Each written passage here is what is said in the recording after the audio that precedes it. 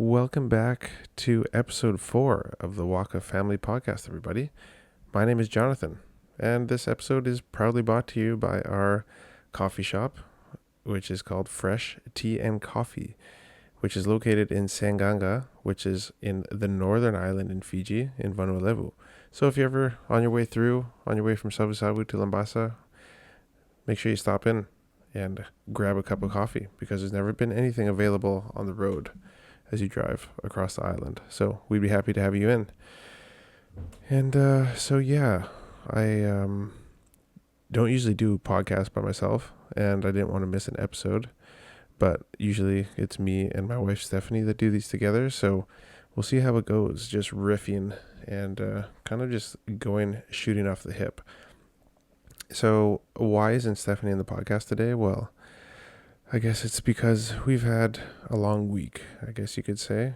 And not that our week is any longer than anybody else's week. We're all busy, but it's just been, I think, a hard week for somebody to go through and then record something worthwhile without just unloading the weight of the world. So just giving her time to process, and so I thought I'd take the lead and just do this with you guys. So we'll see what happens. But I just want to reflect on what happened in the last week in our lives. If you guys track with our social media online, then you'll probably know that I'd probably call this week, or the last few weeks, the weeks of sorrow. Ooh, that's pretty heavy though. I mean, it just seems, it's heavy because we just came through the Christmas season and the holiday season, which is full of cheer, and we're all pumped to have seen our family, and maybe some of us not so pumped to have seen our family, depending on what family you come from. But it was tumultuous, to say the least. So we have some very, very close friends of ours who had some really, really rough news, because they were some friends that they were actually really, really close with, who got married, not too long ago, less than a year ago. Actually, the husband ended up taking his life, and so I'm trying to keep everything really vague here, but I wanted to talk about this, and we might have raised it on episode 3, but I just wanted to talk about, I just feel like there's been so much suicide that I've heard about.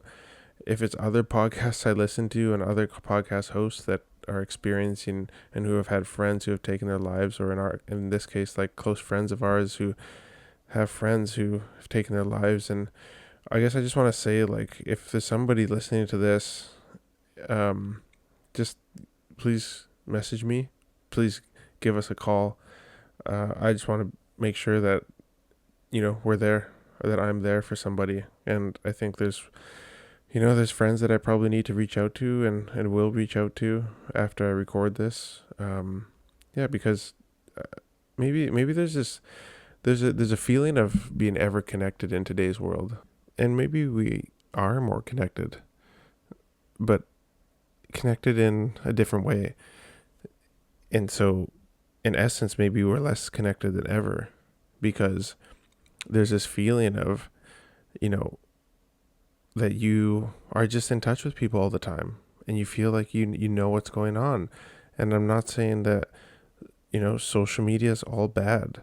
There's actually some awesome things. Like, so for those of you who don't know, I spent 4 years of my life, I think I was ages 4 to 8, I spent in Mozambique, Africa. And so the way that my life worked growing up was that, wow, I'm really going off course here, but the way that my life worked growing up was that my parents were missionaries.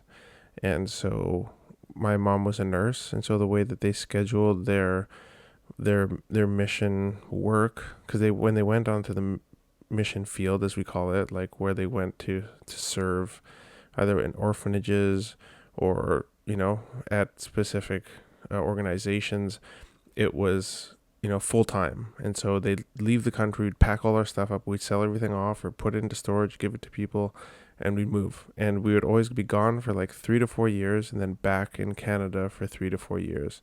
And we did this off and on as I was growing up because my mom was a nurse. And so in order to maintain her nursing license in Canada, she had to, put in a certain amount of hours every certain amount of years. And so where I'm going with this is that, like, back in the day, I ended up getting really good at making friends. But the tough thing was, like, I had best friends all over the world, best friends that I'll never ever meet again. I don't know how to get in touch with them. I never had phone numbers.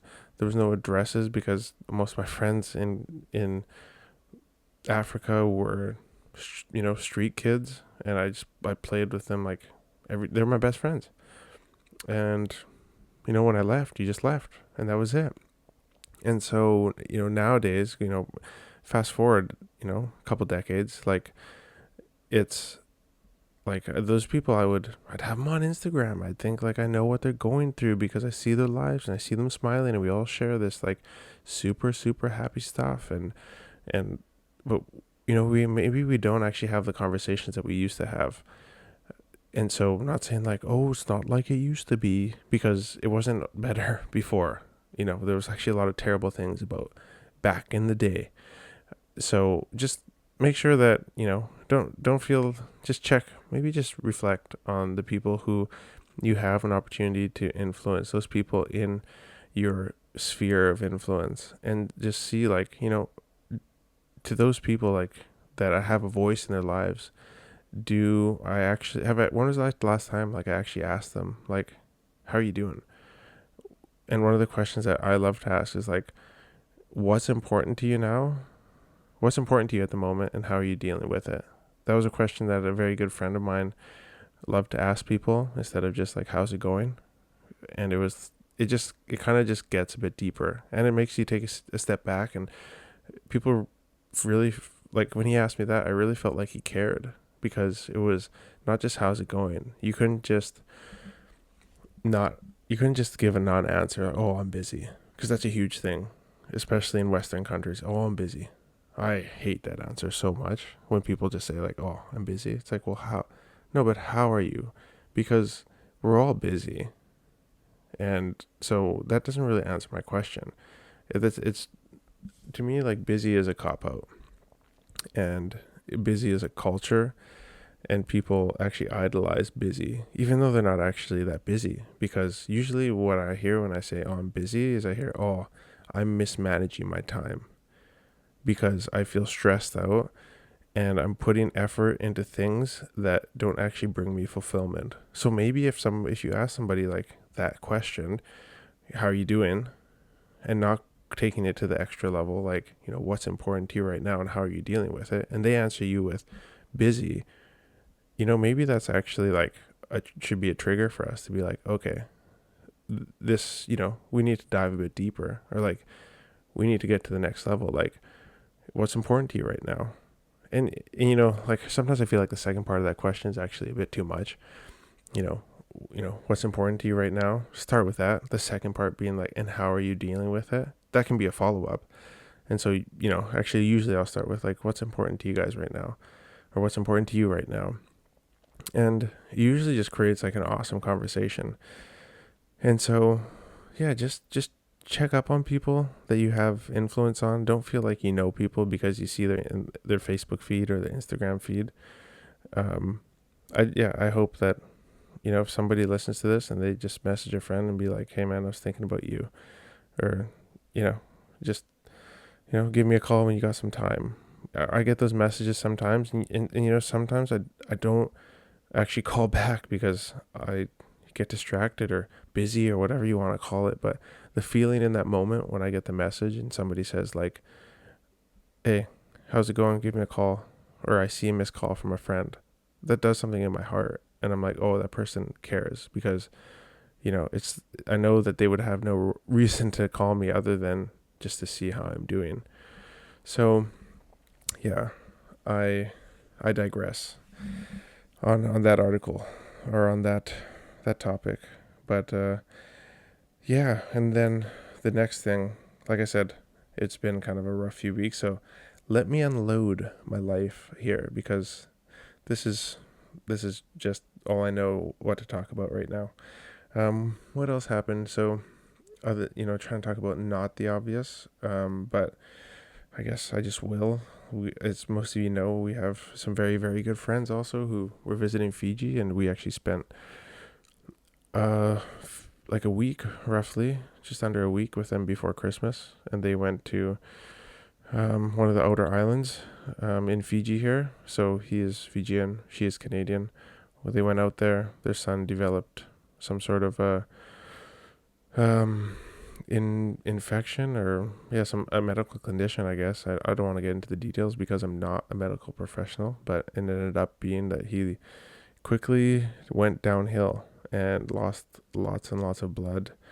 And yeah, luckily, he was able to get blood donors where he was. And so, that's kind of when we were made aware of the situation, was when, and his name is Malachi, I think, because it's very, very public now across Fiji and the Pacific, and who he is. And because, there was just such an outpouring of support for him. So it was like, Malachi's not going to make it through the night. So, we need to get him some blood. And so, things got figured out, and there was just an overwhelming amount of support. And so I'm not going to make this podcast about Malachi. Like, this is something that I want to create content out of, but I just want to say it was a hard thing that we had to deal with in the last week. Hard because of what we saw our friends going through. Not hard because it was hard on us. It was actually a blessing for us. And I mean this. It was a blessing for us to be able to be the hands and feet of everybody who couldn't help them. Like all the friends that are back in Canada who wish that they could have lent a helping hand and weren't able to. I just want to say to you guys, like, it was actually a blessing for us to be able to be there for your friends, and because they're our friends and they're our family. So long story short, like, Kai is stabilized, a bit more. He's moved to a private facility, and they're trying to get him, a bit more stable, trying to get his blood platelet levels up so that he can be cleared to be evacuated, or, taken out of the country in the next few days here. So all that stuff is up in the air at the moment, but when your good friends, or basically family, give you a call and it's like, we need help, our son's not going to make it, and we have the support from a community like we do with the Waka family community in the Pacific. It's like, I never actually planned to use our platform for something like this, but it was like, if everything up until this point has been for something like this, I would consider it a win if we lost everything, if our accounts got hacked and we had to restart from scratch. But we got to do this for Malachi. It's worth it. And I say that, and it's like, well, obviously, yeah, but it's just like, I'm just saying, like, I just never expected that we would use our platform for something like this. And so if it was all for this, and we were able to get the word out and just help in a situation, like, it wasn't all us, like, it was you guys praying, thousands, maybe even tens of thousands of people. Actually, it was tens of thousands of people who were praying. And so I do think that is what helped, and that is way, way stronger than everything we did. But again, we trust God. We offer our prayers to him. I believe that he has a plan, and that this situation was not outside of his plan. But, we appreciate your guys' prayers. And I think, man, the things that will come after this are, going to be just as hard as the last, few days that everybody's gone through. And so we're not out of the woods yet. But I just, if it's if my if what I'm just try I try to always see, like, what is the good in this situation, because I think I've made a rant on this before, like, everything works for the good of those who love him, and it's easy to take that verse out of context, like, oh, this is going to be good, like, don't worry, this situation will be good. And it's like, well, maybe we are supposed to search for the good in the tough times, because that's what gets us through sometimes, and that's what actually helps us grow in afterwards. And I apply that in life, in situations like this, in business. And so, just speaking from a personal level, like, that's where I'm going to be at, is like, what did you learn? Where do you need to improve in your own life? Um, what if one of my sons is in a situation like that one day?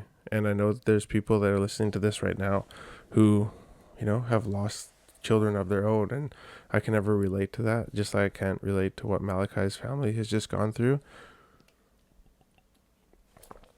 But yeah, all being, all said and done for this part, it was a blessing to be able to be there for them. And so, we will continue to be there for them, and we just want to say we really appreciate your guys' support through this whole thing. And yeah, I don't know. I don't know what else to say, and I know that there's probably so much that I should say, but that would be probably 3 or 4 hours. And I just want you guys to know that we love and appreciate you, and so does Kai and his family.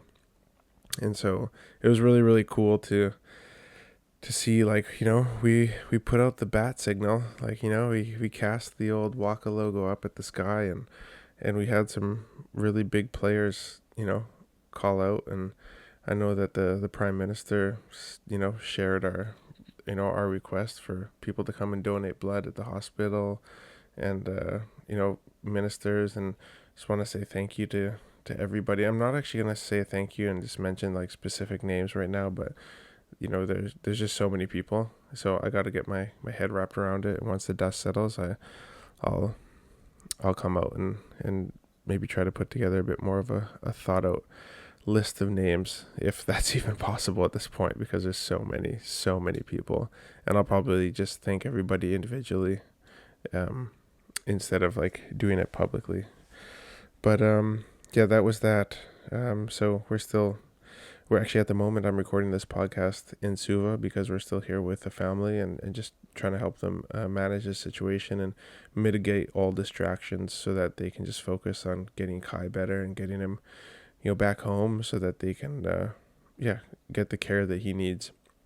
And, huge shout out to medical. This is not in relation to this situation, but in all situations, just, shout out to the medical staff who really care, and who, put so much effort into what they do in Fiji, because just imagine, like, being in a role where there's so much pressure, and you have people who are in dire situations, literally in dying situations, and you're in Fiji, in a rock in the middle of the Pacific Ocean, a trained professional, under this pressure. And imagine, the limited resources at your disposal, not because of the fault of a government or necessarily even a mismanaged system, but because we're just so far away from everything else, and we don't have the budget to be able to have the fanciest machinery and the fanciest hospitals and all this stuff.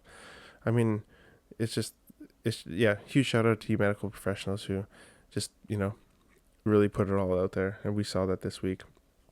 Yeah, another situation was, we had a friend who actually just came back from his Christmas holidays, and soon as he got back, he got kidney stones, and so, like, we took him to the hospital, and so I hope he's dealing well with that. I mean, you know who you are.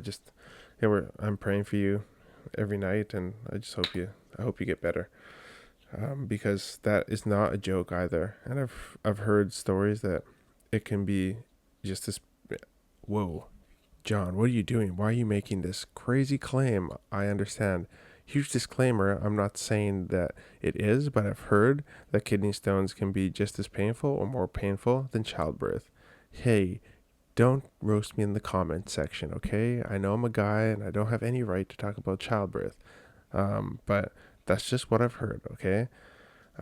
But huge shout out to all the moms out there who've gone through it, because I do not envy you having been with Stephanie, as she gave birth to our two boys. I will just say I can't relate and I can't imagine.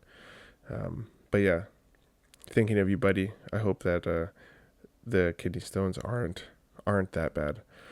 Um, yeah, and then there was just like some things on like people that are actually way distant to me that I have no idea who they are. Like actually celebrity status. I mean, Pele died, a Brazilian soccer star, and so that was a big one that was felt worldwide. And then a guy that I actually followed a lot online. For those of you who don't know, I used to be an auto mechanic, and I grew up or started working in a shop where we specialized in European cars, and so it was really neat to be able to be in that industry in the way that I was involved in that industry in Canada, because I got to work on basically the cars that you would have on the posters on your wall as a kid. Like, those are the cars that I got to work on. So, I started working on, just kind of base level BMWs and Porsches and Mercedes and stuff like that. And then, got to,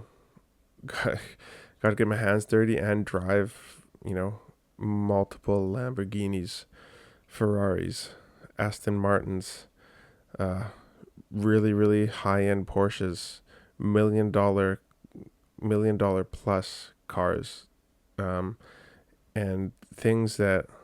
Here's a story for you. So I'm driving this really, really old collector uh, Porsche and 911, and these. I think what happened was the car was at our shop and we were working on it, and while it was there over the Christmas break, and so that's like a week and a half, and while it was in our shop, the owner actually passed away, and so you know our our mechanic shop was not just like a place where you just drop a car off and you get it back and there's fingerprints all over the hood, and like your seats in the wrong position. Like, when you used to drop your car off at our shop, it we would detail it, we would clean the inside. It was mint when you got it back. And so we went above and beyond for our clients, because that was my boss's vision for his company, to set himself apart. And so he what he did for this lady after her husband died was just said, like, we'll keep the car, don't worry about it. Like, once the dust is settled, the wedding, everything's over, like, then we'll talk about getting the car back to you, clearing up the bill and all that stuff, because I think it had like $10,000 plus worth of work that we did on it, which was not uncommon for a bill in our shop, um, with these kinds of cars. So anyways, so the car's with us for a long time. We finally figured it out, and we end up, I was in a position, I kind of worked myself into a position, not that it was like a really high position, but I ended up being the person that would go like pick up our clients and bring them back to the shop, or like in this case, I was the one assigned to take this car to their house, which was, across the city a little ways, and drop it off. And so, my boss just liked how, I dealt with clients and just being easy to make small talk and stuff like that. And so, he was probably thinking I was just like greasing people up so that they come and spend a lot at his shop, but it had nothing to do with that. I just like talking to people, just like I'm talking to you guys right now, and there's actually nobody here. But anyways, so I'm driving this Porsche across the city, and I don't know, I'm not like really big on like the race thing, but kind of like a half black guy, young guy. At that time I was like early 20s, driving like multiple hundreds of thousands of dollars 911 Porsche across, you know, and it ended up being that because the guy had died, his insurance had expired, and in Canada you have to have insurance if you're driving a car on the road, otherwise you will be fined and your car will be taken off the road. And so I guess my insurance was expired, but there was a cop coming the opposite way, and just like, it wasn't even like they had time to run my plates. It was just like it was so kind of like obvious that like they saw me and that it didn't make sense that young guy was driving this crazy car, and so it's actually she instantly, you know, turned turned around and followed me, pulled me over, and that was like a whole ordeal. And so that was like, yeah, this doesn't make sense. Why is it, the registration expired? And I'm like, I don't know. Just I was assigned to do this. This is where I work. And you see, I'm in the uniform, and we ended up getting this sorted. But it was points on my license. We had to go to a court date to make sure that, and that's the first and the only time that I've ever actually been in a court. I mean, I've had stuff go through court before, but like actually in there and like, rise and your honor and all that stuff. And so that was just one of those things. But that was a really, really cool time in my life. And I think, I guess, okay, where I'm going with this is that, you know, that's what I did. But one of the guys that passed away his name is Ken Block, and he was a rally car driver. And just somebody that I followed. He made really, really cool content. For those of you who don't know, his like Gymkhana series and all the crazy stunts that he used to do with cars. And yeah, he was also just a really cool, inspirational business person. And so, yeah, he passed away in a snowmobiling accident in Jackson Hole, I want to say, somewhere in the States. Yeah, really tragically. So there was just like a week. It just seemed like all the headlines, and I'm not saying that I'm like all broken up and torn up about, these people who are like, I don't know personally, but it just, it's like when you buy a car and you think like, it's like when you buy a car and then all of a sudden you notice like there's so many cars just like your car on the road. And so like, you didn't notice it before, but like, all of a sudden it's like, wow, like everybody has my car. Like every third car or every second car feels like it's the same model, make and model, or color as mine. And so it's kind of one of those things. And I was just like kind of, yeah, just like overwhelmed at the negativity in the headlines. And usually I don't like watch the news or whatever, but it was like, man, there's a lot of death. There's like a lot of like tough stuff going on right now. So yeah, but going back to, yeah, my job that I used to have as a mechanic, it's funny because now in Fiji, I think I don't give off the vibe, I guess, to a lot of people here that I might, know what I'm doing or know my way around a vehicle. So, like with the tractor that we have up in the other island in Vanuatu, where our coffee shop is and where we live in the village, it's funny because, the tractor will be out in the field and, it's had breakdowns, a couple times, and just like simple things like, a belt coming off or a hydraulic line or something like that, like typical things. I mean, our tractor's in the sticks, like the absolute worst places because we're working on a lot of virgin land. And so there's places that tractors have never been that we're working in. And so I'll go out there and I'll come out with my tools, usually on my dirt bike, just backpack full of tools. I know exactly what sizes I need for different things, and I'll like whip it off, put it back on, and people are like, what the heck? This guy's like a foreigner kind of, but also kind of local. Like, where's your dad from? Where's your mom from? I get all those questions, and then they're like, but and he doesn't really fit in, but like somehow he knows how to work on vehicles. Like he just fixed that up, and people are always like so surprised. And like people give me the most like when I'll take because I used to work on vehicles all the time for a living, and so but in that case I had all my own tools. I had shops, I had hoists with lifts and like state of the art equipment, and so it was a joy usually to work on vehicles. So like I just refuse now to spend my time. My time is just, I feel like, way more valuable than like laying in the grass, in the mud, in the village with tools and not enough tools and the wrong tools, and to replace like tie rod ends or something like that, or ball joints or fuel filters underneath your vehicle or whatever it is. So I get all my stuff done, usually at the dealer now. And it's funny because they'll tell me like, oh, this is what's wrong, and this is why. And I'm like, you guys totally just BS'd me, because I know what you're talking about, and I know that those things are completely unrelated. and or you guys just don't know what you're talking about. So that's interesting. And I'm not saying I have like a huge ego about it. It's just like a funny thing that I've noticed, like being in Fiji. People just don't expect me to know what I'm doing when it comes to vehicles and stuff like that. Like, yeah, I used to also, like in my pastime, I used to buy old motorcycles and I'd basically restore them. And that was like kind of one of my things when cafe races were a big hit. And then I also used to buy, Stephanie and me kind of agreed that, I could have hobbies as long as they didn't cost too much, because we were young, we weren't, rich or whatever. I mean, we'd live life and we were comfortable, and, we still had to budget though hugely. So if I had hobbies, like, it couldn't cost a lot. And so she said, like, you can ride motorcycles, but it can't cost us anything. So I decided to start like buying motorcycles, and I'd buy them. Usually I'd buy, and this is usually what I'd focus on when I'd buy things in classifieds, is just look for something. Initial thing is like terrible pictures. Just somebody who didn't even wash their motorcycle and then just took pictures in the shade and didn't like wipe off their greasy Cheeto fingers off the lens of their iPhone camera. And so they just, like, the pictures are just blurry and dirty, whatever the model of motorcycle they were trying to sell.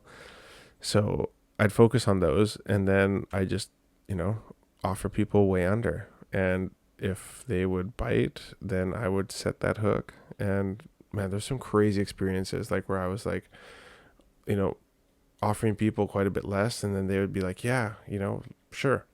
And then I'd have to like drive for 5 hours and take like this crazy flight and then come back on a ferry. And yeah, just some funny stories and awesome experiences. And I ended up owning like some really, really cool street bikes, like a cruiser. I had a big cruiser Suzuki.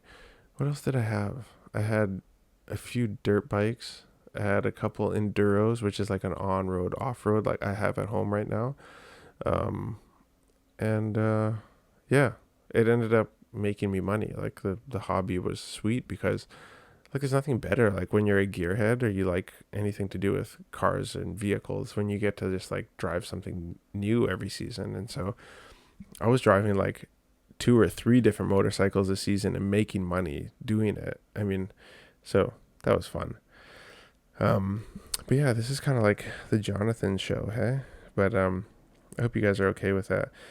One of the things that I thought about, and because we want to be a bit more, well, we want to be global one day, but it's going to start with where we are in Fiji and expand across the South Pacific, because I want to take this vision and that we have for Waka, and for, the mission that we have to be creating employment opportunities, and then combining that with the vision to be the most innovative company in the South Pacific by 2030 will require, talking about other South Pacific nations. And so I just like made a quick list, and I might have forgotten 1 or 2 here, but I just got a list in front of me of some of the different Pacific Island countries. And I was like, hey, let's do like a little like segment in today's podcast, because I'm just by myself, about, the different Pacific Island countries and what Jonathan knows about them. And in this case, it's more like what Jonathan doesn't know about them. So also, please take it easy on me in the comments, if you will. But yeah, I got this list. So Tonga, okay, we're starting off. It's just random. So Tonga, what do I know about Tonga?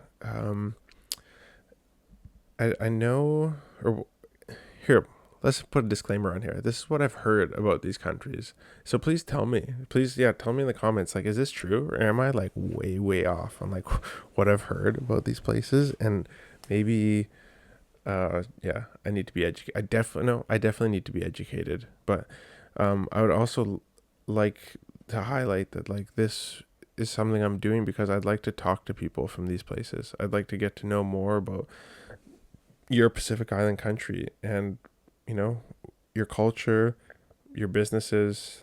I'd like to talk to the people who are, influencers in that area, not just social media. I'm talking like, politicians, or yeah, influential business people. So when it comes to Tonga, what do I know? I think probably one of the only things I know, and in my mind, I associate Tonga and Samoa to be very similar. I know that is probably going to get me roasted. Or those who don't comment are just going to be upset because I just did that. But Tonga, getting past that, I think with Tonga, the only thing that I honestly know is I look like you guys and you look like me. So I like it. I like you guys. Same with Samoa. I'd fit in Tonga or Samoa. That doesn't say anything about the country. With Tonga, something I learned, and I think this is true, is that in Fiji, like the men mix the kava or the angona and, you know, do the preparation of it. But I think in Tonga and Samoa, the women do the mixing, the pounding of the grog and the mixing and the serving. So tell me if I'm right or wrong on that. I could be off on that. And I think in Tonga, the other thing that I know is that there's no freehold land. I think that's right. Is that there's, like in Fiji, there's a certain percentage of land that is reserved for the native Itaukei population, and there's crown land, and then there is freehold, which you can buy and own. Obviously, there's conditions to that. It just can't be bought. You have to, have like investment visas if you're not from here and all that kind of stuff. But I think in Tonga, there's no freehold land. Samoa, yeah, pretty much just that your ladies do the serving of the kava. So tell me if I'm wrong about that. You guys also have the best tattoos in the world. And all my growing up years, I was like, there was a guy named Lome Fa'atau. If you guys remember him, props. And that's a heavy throwback. That's a deep, deep cut. If you guys remember Lome Fa'atau, and he just had the sickest tattoos. And I think it's a chiefly thing in Samoa, where like the tattoo starts like above your belly button, like kind of like midway down your torso, and goes like wraps all the way around your body and your butt and your thighs, and comes down to like, we'll say like 4 or 5 inches below the knee. But it was just kind of like, it was the most badass kind of like looking tattoo that I've ever seen. And there's a lot of people out there with those tattoos. So shout out to Lome Fatau. That is, if you're still alive, I hope you're alive. But yeah, you were also an epic player. Yeah, so that's about all I know about Samoa. Kiribati. Man, I wish I would have done some research because this is rough now. Kiribati, I know that we have followers and people listen from Kiribati. So could you please tell me more about your country? If there's anything like super, super unique. This is because I made this list. And I wanted to freestyle this. Like, I didn't want to be like, oh, this is what I know about the country, and just have like a Google points list about like Kiribati and all these countries. This is just me being me. And so I apologize. But Kiribati, I want to come and I want to learn more. And so I will.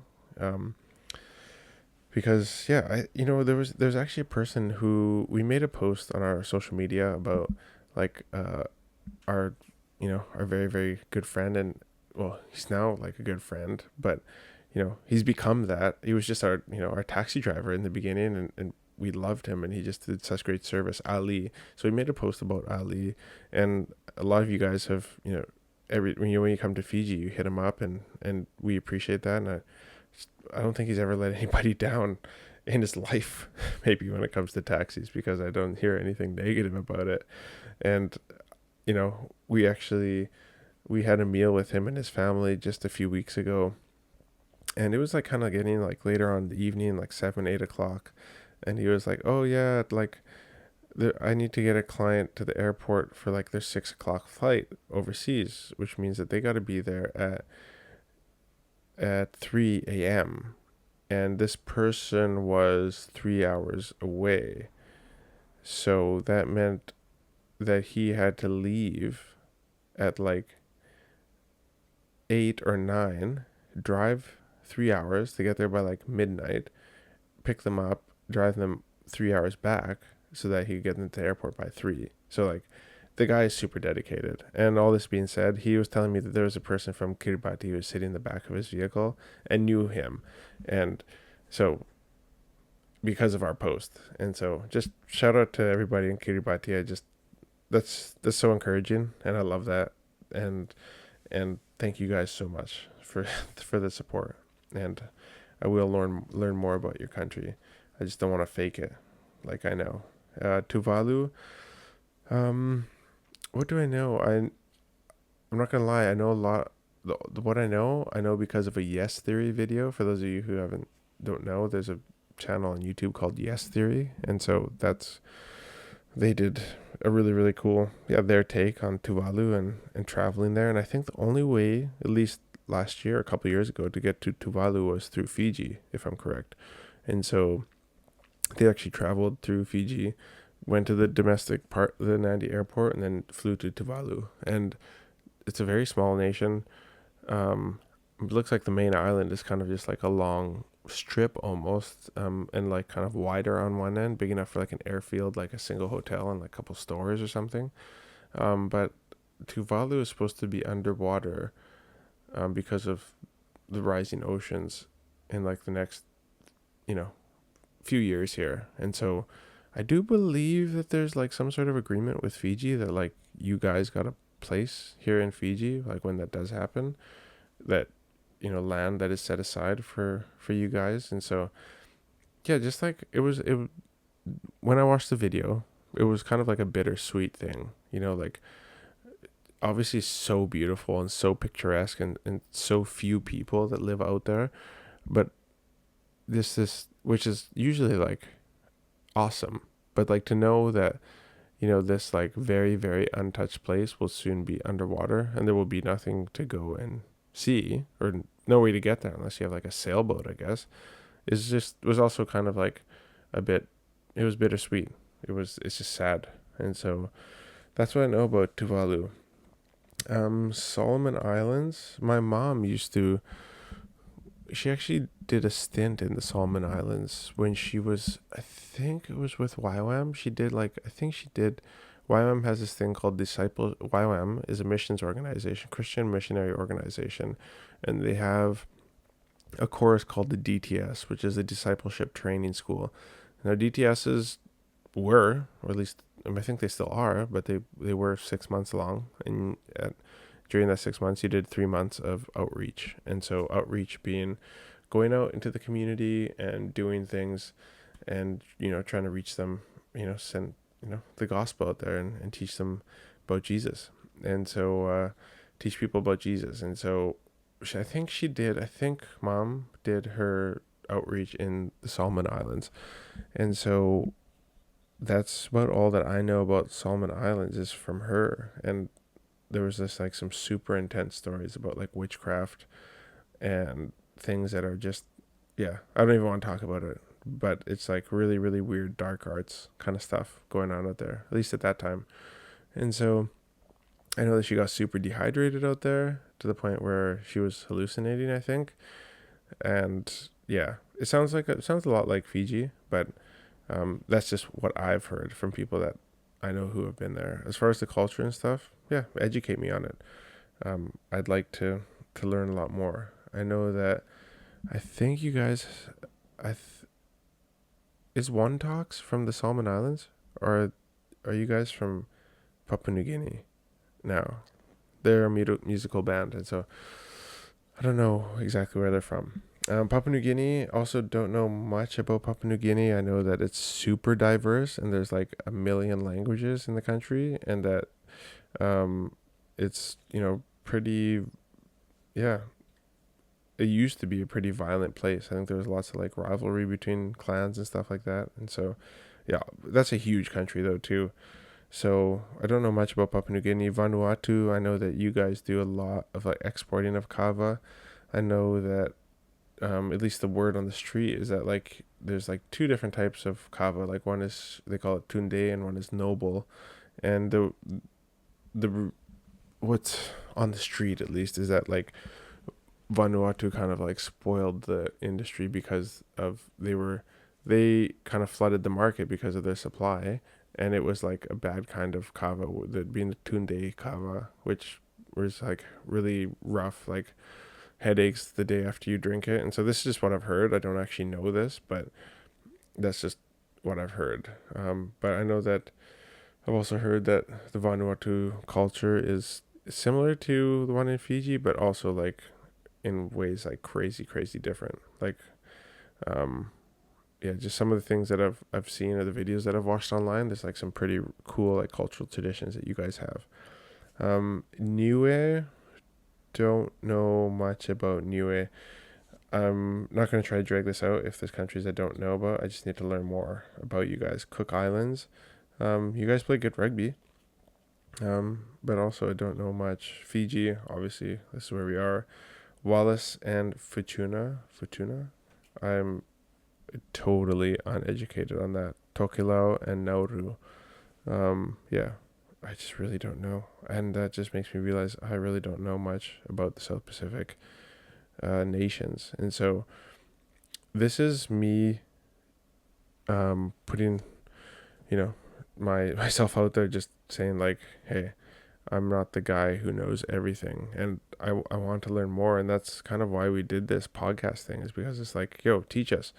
Let and and you can listen to this and be like, oh, why does that guy, what gives him or why would he in his mind think that like he could run the most innovative company, or you know create an innovative company, the most innovative company by 2030 in the South Pacific, when he doesn't even know about the South Pacific. And it's like, yeah, but I'm willing to learn. Like, and so that's why I wanted to create this platform, is so that like people from those countries could come on here and like tell us about where you're from, tell us about your culture, tell us about the businesses, tell us about your government, tell us about, your weather, and like what people come to do in your country, so that like we can like put each other on the map and like work together. Should not be like a thing where like, hey, one country is, like I'm from Fiji, therefore Fiji needs to dominate everywhere. It's like, no, what we all need to realize, I think, is that we're too small. We're too small to go out and almost even make a difference. Like, we can individually make a difference, and like you can make it, like you can make a small difference, but I believe that um expanding from just like individuals or small differences, like the way that we make a big difference is to all work together. And so, we have to, whether that's like, all like sharing like a platform, or like people coming on to something, like this podcast, and like, we tell the world about each culture, or, joining together so that we offer people like, packaged vacations between different nations. It's like, guys, we got to start working together. And so that's why I want to talk about that. I got to learn more, but that's kind of as much as I know, and I don't know much. One of the things that I saw in the news this week was that there's like this crazy, and this is so random, so just forgive me if you're still with me here, is there's this crazy lottery that's going on that's like almost reached $1 billion, and it might have hit $1 billion now, because there's just not the right ticket that's been drawn. I think that's in the US. But imagine that. Imagine like entering into a lottery and then winning $1 billion. Like, millionaire. A millionaire doesn't mean anything these days. Like, before, like when I was growing up, I was like, just like, if you're a millionaire, like you're rich. Like, $1 million doesn't get you much these days, when it comes to like, if people are like thinking of like this crazy extravagant lifestyle, like it doesn't get you that much, especially in Western countries. But a billion, which would be taxed down to, probably half of that, so would, well, that's general. You've just bought a ticket that has created generational wealth. Like, you're set, your kids are set, their kids are set. Like, you just, like, yeah, that's crazy to me. I'm like, I can't believe $1 billion. That's got to be the biggest one in history. Um, we actually have a client, or we had a client for our cleaning business back home in Canada, that was a lottery winner. And yeah, just like totally normal people, and they ended up just getting this sick house and nice cars, and it was really cool because it was like, the whole time, with the whole time that we like serviced, their, looked after their house and stuff like that, we were like, these people are just different. Like, they're kind of like of a different mentality. Like, they're so normal in the way that they talk and act and stuff, but like they have this like epic house and just these crazy like belongings. And so I'm not saying that like house and belongings are everything, but it just something didn't make sense. And then later on, I think we were like googling her name. I think what I did was like typed her name into the address bar because I was like making a list, and at that time I didn't have a MacBook, so I didn't have like notepad on it. So I was just like, I just typed her name into the address bar of the search browser and just pressed enter, so I didn't lose what my train of thought. And then it like pulled up her name and it was like, oh, lottery winner in Kelowna. And I'm like, what? Oh, that. And then I called Stephanie. I'm like, hey, did you know this person? And they're like, oh, that makes sense. That makes total sense.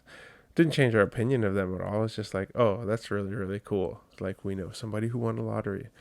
But it definitely wasn't $1 billion. And so that's going to be a crazy story when that comes out. And like one of the other stories that was like really, really big this week was that NFL player Damar Hamlin, I think his name was, who, and I didn't even watch the highlights, but even know what happened. I just remember seeing, all I know is that the game got stopped, and that was kind of it. I think he had a cardiac arrest, and so I believe he's recovering, that his condition is getting better last I looked, but it just kind of like took the world by storm, at least, sports news overseas. And like some of the content that I consume was like, oh, Damar Hamlin. And it's like, man, this is crazy. And one of the thoughts that like, or one of the things that I saw online was like, there's a gentleman by the name of Tim Tebow, who is a really, really famous NFL player as well, and really like outspoken about his faith, his Christian faith. And he used to get pretty roasted for, praying and stuff in public, and that was just like really, really frowned upon, that he was doing these kinds of things. And like he was like very, very outspoken. I believe he has a book and everything, Tim Tebow. But he, it's just almost all the posts this week though were like prayers for Damar Hamlin, prayers and prayers and prayers, and like people were like taking like, timeouts and like, doing all these things. And it was like, it's just funny when, how the world will interpret things, like I thought. And, when you thought that, I thought that the world was like getting more progressive and we were like walking away from that stuff.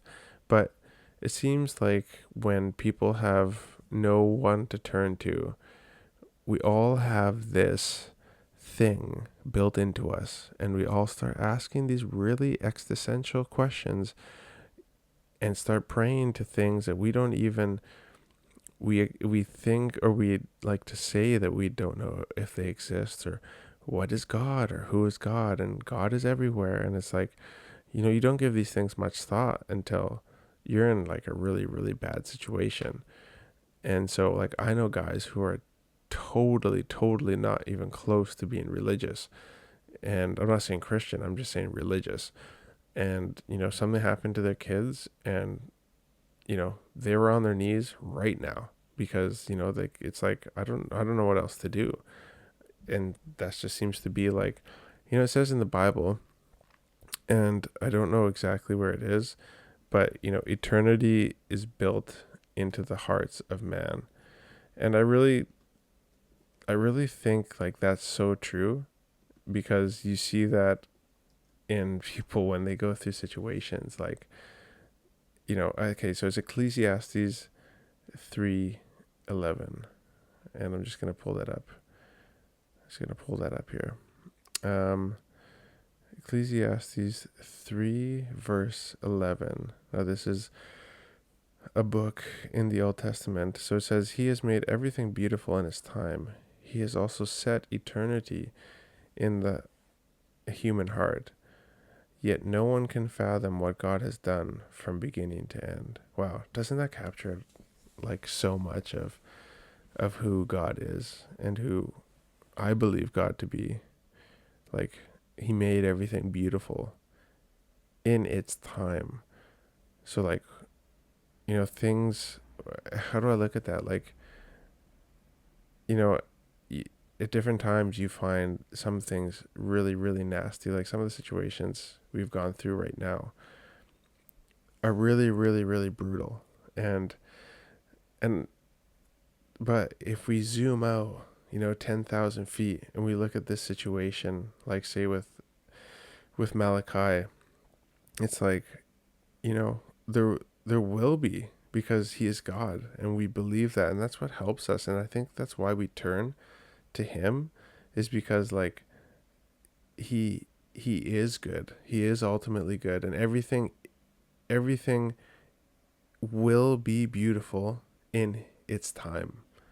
That is, I think, a huge blessing to me right now to be reading this live, like with you guys, is that like, man, this has been rough, and not like I can relate to what the family is going through or Malachi himself, but like this situation will be beautiful in its time, because we don't understand the ramifications of this, and I believe that Malachi will be healed. And so when he is healed, you know, what is his story going to be about this time? And how is that story going to change people's lives? So moving on from that, anyways, it says he has also set eternity in the human heart, yet no one can fathom what God has done from beginning to end.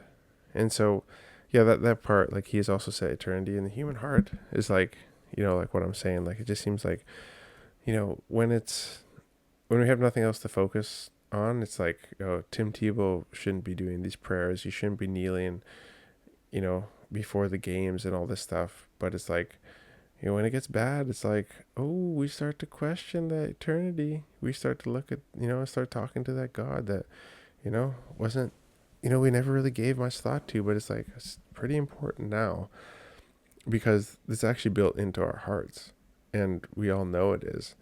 And, I was listening to, this guy, and he drew a really, really cool illusion about God, and how, and this is how I want you guys to I guess think about it, and I hope I break this down the right way. Like, if we think of a mountain, like you're like hiking, and now we don't do hiking in Fiji. Like we usually go up a mountain because we're going to the farm. Like that's my recent recollection of like hiking or going up a huge hill or mountain, is like getting to the farm. So like if you're like, going up to the farm, and like God is at the top of that mountain or at that hill, right? And you're at the bottom. It's like, there's a lot of ways to get to the top. And I'm speaking to everybody here who's listening, because I think like there's people like say there's like so many ways, to God. And, if you're at the bottom of that mountain and God's at the top, it's like, there's a lot of different ways to get to the top. Like you got like Hinduism is like one path, right, to God. And I think lots of people believe like, all these religions are all a path to the same deity, or, God is, kind of, whatever you want him to be. And we are God, we are gods, and, Mother Nature. And there's lots of different, beliefs. And like, Christianity is one way to God, right? He's at the top of the mountain. And, Islam. And, I think a lot of people would agree with that. Like God's at the top of the mountain, and there's just a lot of different ways to get to God. But what I want to tell everybody is that the difference between Christianity and all the other ways to get to God is that our God actually came down the mountain and met us at the bottom. And that's what we believe, is that he sent his son Jesus, and he came down the mountain and he met us at the bottom, and we walked to the top with him. And in no other religion did God do that. And so I don't know what that means for people who are listening, but that's really, really helps me. That's exactly what God did by sending his son Jesus to the world. And that's what sets Christianity apart from all the other religions, is that our God came down the mountain in the form of a human and like actually held our hand and showed us the example on how to live. And we don't actually have to follow all the rules anymore, because Jesus came and was like, look, I'm getting rid of all the rules, and I will actually live in your heart. And if you just say like, look, I admit that like I need you, and that the only way to heaven is because of what your son did on the cross, and like, look, I've screwed up and I need you, Jesus. That's it. Because he did all the work. He came down the mountain. He got rid of the checklist that you have to follow. Because if you don't do this certain thing, if you don't get circumcised, if you don't do all these like crazy actions and and do these things at the right time, like you don't get salvation. It's like he got rid of that, and he came down the mountain and held our hand and walked us back up to the top. And so, yeah, I don't know what else to say. That was just kind of a random thought that I had.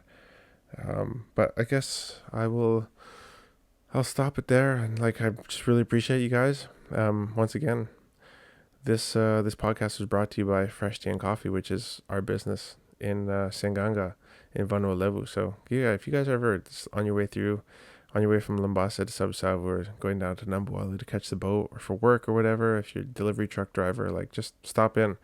Our coffee is the best coffee in Fiji. We actually serve an organic coffee. It's it's all Fiji beans, and it's all wild trees. The company that we buy it from only purchases from farmers who harvest it off of trees that are already there. So nobody's actually doing the work to plant these trees and maintain farms and everything. It's all people who, mostly people from the villages who just go out and they get to pick these trees that have already been growing there. And then our friend buys them, roasts them for us, and then we get to make the most delicious coffee, we believe, in the world. And so you get that in Senganga, and it's not going to take you 15 minutes to get a coffee. It's in and out like that. So yeah, this episode is brought to you by our business, Fresh Tea+Coffee, and we hope to be expanding across more locations in the future. So this is my podcast, just me, Jonathan, just riffing. I hope this was okay. I love you guys very, very much. Thank you so much for the support, and we're out.